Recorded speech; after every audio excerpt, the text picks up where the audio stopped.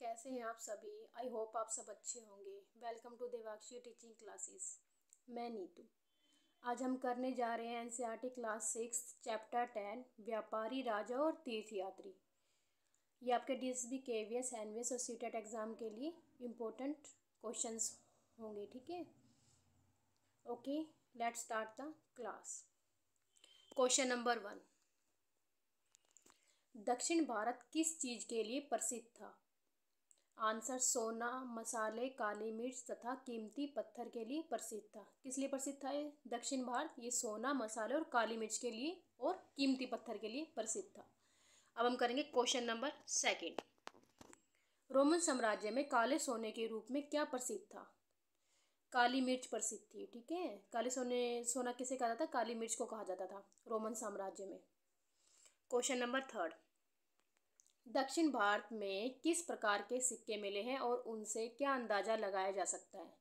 Answer, दक्षिण भारत में Roman सोने के सिक्के मिले हैं और उनसे अंदाजा लगाया जा सकता है कि उन दिनों रोम के साथ बहुत अच्छा व्यापार चल रहा था। ठीक है, जो दक्षिण से रोमन सिक्के मिले हैं, सोने के सिक्के मिले हैं और उस समय जो भारत का रोम के साथ अच्छा व्यापार चल रहा था। ठीक है, अब हम करेंगे क्वेश्चन नंबर 4।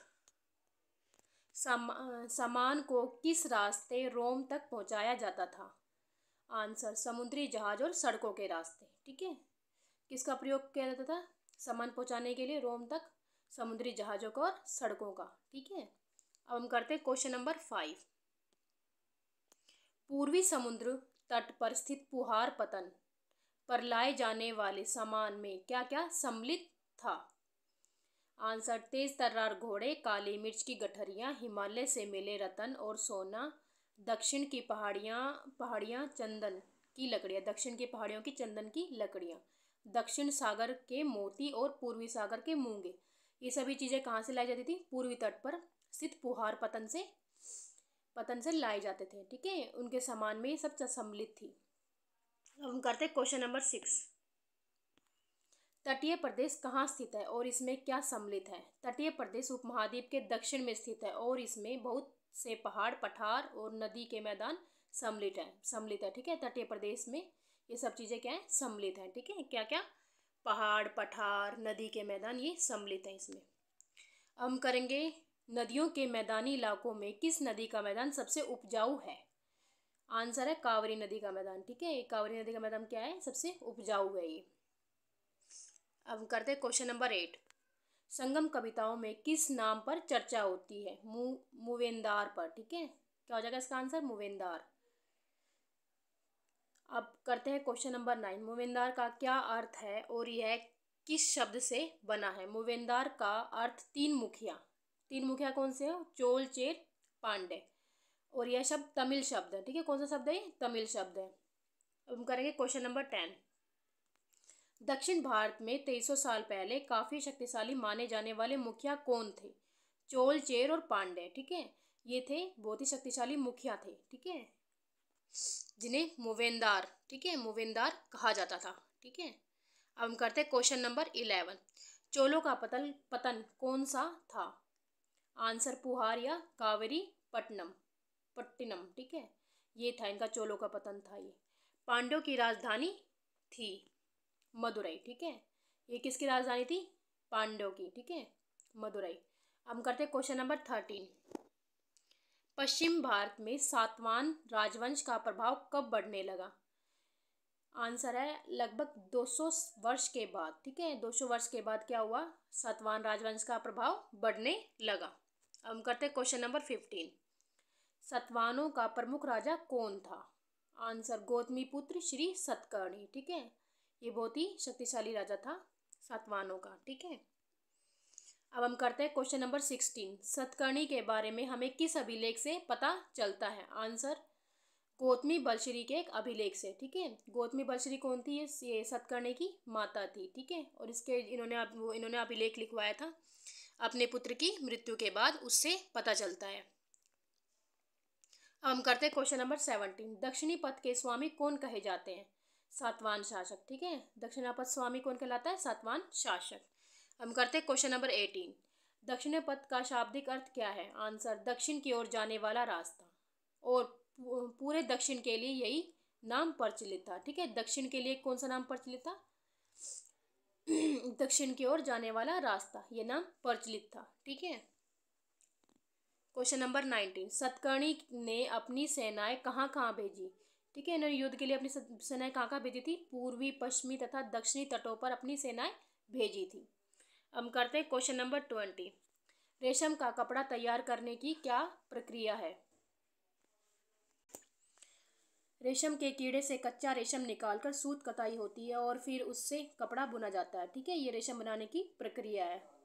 अब हम करते हैं क्वेश्चन नंबर 21, रेशम बनाने की तकनीक का आविष्कार सबसे पहले कहाँ हुआ? आंसर, चीन में करीब 7000 साल पहले हुआ। ठीक है, रेशम की तकनीक बनाने का आविष्कार चीन में हुआ था 7000 साल पहले। क्वेश्चन 22, रेशम के बारे में जानकारी चीन से बाहर कैसे फैली? आंसर, चीन के शासक ईरान और पश्चिमी एशिया के शासकों को उपहार के तौर पर रेशमी कपड़े बेचते थे। यहाँ से रेशम के बारे में जानकारी पश्चिम की ओर फैल गई। जो चीन के शासक थे वो ईरान और पश्चिमी एशिया के क्या करते थे? उपहार के तौर पर रेशमी कपड़े बेचते थे, जिससे कि जानकारी वहाँ के लोगों तक फैल गई। ठीक है, हम करते क्वेश्चन नंबर 23, सिल्क रूट पर नियंत्रण रखने वाले शासकों में सबसे प्रसिद्ध शासक कौन थे? कुषाण थे। ठीक है, इनका नियंत्रण था किस पे? सिल्क रूट पे। अब हम करते क्वेश्चन नंबर 24, कुषाणों का शासन कहाँ था? आंसर, करीब 2000 साल पहले मध्य एशिया तथा पश्चिमोत्तर उत्तर भारत पर इनका शासन था।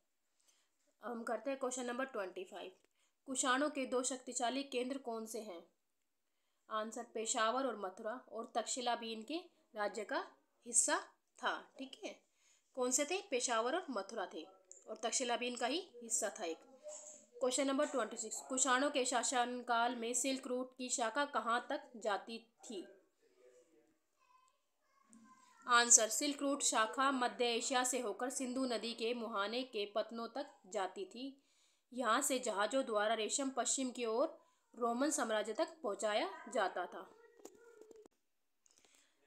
क्वेश्चन नंबर 27, महाद्वीप में सबसे पहले सोने के सिक्के जारी करने वाला शासक कौन थे? कुषाण थे। ठीक है, कुषाणों ने सबसे पहले सोने के सिक्के जारी किए थे। क्वेश्चन नंबर 28, कुषाणों में सबसे प्रसिद्ध राजा कौन था और उसने कब तक शासन किया? आंसर, कनिष्क, उसने 1900 साल पहले तक शासन किया। ठीक है, ये प्रसिद्ध वो राजा था कनिष्क, उसने कब तक शासन किया? 1900 साल पहले तक शासन किया। क्वेश्चन नंबर 29, बौद्ध परिषद का गठन किसने किया? कनिष्क ने किया। क्वेश्चन नंबर 30, बुद्ध चरित्र की रचना किसने की? अश्वघोष ने की। क्वेश्चन नंबर 31, कनिष्क के दरबार में कौन रहता था? अश्वघोष रहते थे। क्वेश्चन नंबर 32, बौद्ध धर्म की एक नई धारा महायान का विकास हुआ। आंसर, कनिष्क के समय में। ठीक है, कब हुआ? कनिष्क के समय में हुआ। क्वेश्चन नंबर 33, महायान की दो मुख्य विशेषताएं क्या थी? फर्स्ट है, बौद्ध की प्रतिमाएं बनाई जाने लगी और इनमें से अधिकांश मथुरा में तो कुछ तक्षशिला में बनाई जाने लगी। सेकंड है, दूसरा परिवर्तन बौद्धिस्तव की आस्था को लेकर आया। क्वेश्चन नंबर 34, बौद्धिस्तव की पूजा कहाँ लोकप्रिय हो गई?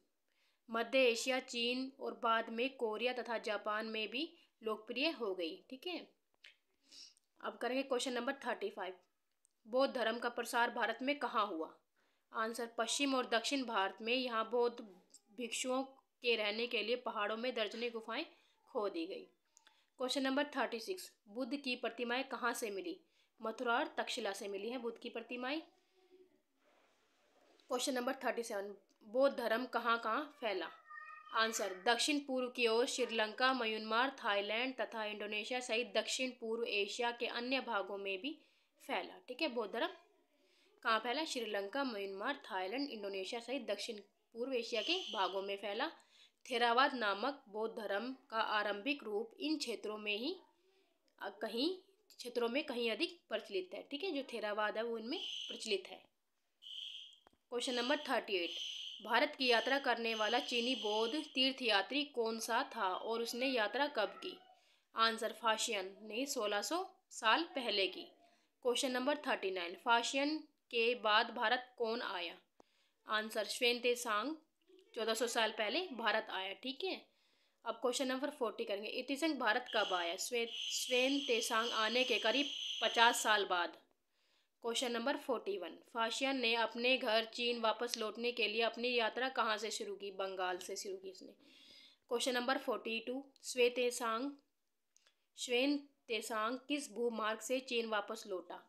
आंसर, स्वेन तेसांग उत्तर पश्चिम और मध्य एशिया के भूभाग से होकर चीन वापस लौटा। इसे करेक्शन कर लेना, लौटा है, ठीक है। क्वेश्चन नंबर 43, स्वेन तेसांग भारत से क्या क्या एकत्र कर चीन ले गया? आंसर, वह सोने, चांदी और चंदन की लकड़ी की बनी बुद्ध की मूर्तियां तथा 600 से भी ज़्यादा पांडुलिपि यहाँ से एकत्र कर चीन ले जा रहा था। इन्हें यह घोड़ों पर लाद कर ले जा रहा था, पर इसमें से 50 पांडुलिपियां उस समय खो गई जब सिंधु नदी पार करते हुए उसकी नाव उलट गई। उसने अपना बाकी का जीवन पांडुलिपियों का संस्कृत से चीनी अनुवाद करने में लगा दिया, ठीक है। अब क्वेश्चन नंबर 44, स्वेन तेसांग और अन्य तीर्थयात्रियों ने किस प्रसिद्ध बौद्ध विद्या केंद्र में अपना अध्ययन किया? आंसर, बौद्ध विद्या केंद्र नालंदा, बिहार में। क्वेश्चन नंबर 45, भक्ति मार्ग की चर्चा हिंदुओं के किस पवित्र ग्रंथ में की गई है? ये की गई है भागवत गीता में। क्वेश्चन नंबर 46, वराह के रूप में विष्णु की शानदार मूर्ति कहाँ से प्राप्त हुई है? एरन, मध्य प्रदेश से। मध्य प्रदेश में एरन गांव है, वहां से प्राप्त हुई है वराह की मूर्ति। क्वेश्चन नंबर 47, भक्ति मार्ग अपनाने वाले लोग किस पूजा पर जोर देते हैं? ईश्वर के प्रति लगन और व्यक्तिगत पूजा पर जोर देते हैं। क्वेश्चन नंबर 48, भक्ति शब्द का क्या अर्थ है?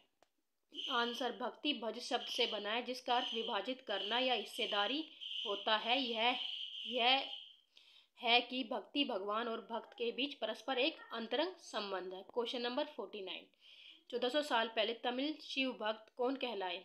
अपार और, ठीक है, अपार कहलाए, और अपार एक क्या थे? वेलाल थे। क्वेश्चन नंबर 50, हिंदू शब्द कहाँ से निकला है? हिंदू शब्द इंडिया शब्द की तरह ही सिंधु या इंडस से निकला है, ठीक है। क्वेश्चन नंबर 51, हिंदू शब्द किसके द्वारा और कहाँ रहने वाले लोगों के लिए प्रयोग किया जाता था? आंसर, हिंदू शब्द अरबों और ईरानियों द्वारा उन लोगों के लिए प्रयोग किया जाता था जो सिंधु नदी के पूर्व में रहते थे। क्वेश्चन नंबर 52, ईसाई धर्म का उदय कब और कहाँ हुआ? ईसाई धर्म का उदय 2000 साल पहले पश्चिम एशिया में हुआ। क्वेश्चन नंबर 53, ईसा मसीह का जन्म कहाँ हुआ और वह उस समय किस साम्राज्य का हिस्सा थे? ईसा मसीह का जन्म बेथलेम में हुआ और उस समय बेथलेम रोमन साम्राज्य का हिस्सा था। क्वेश्चन नंबर 54, ईसा मसीह के उपदेश किस किताब में लिखे हैं? ये लिखे हैं बाइबल में, ठीक है। क्वेश्चन नंबर 55, ईसाई धर्म धीरे धीरे कहाँ तक फैल गया?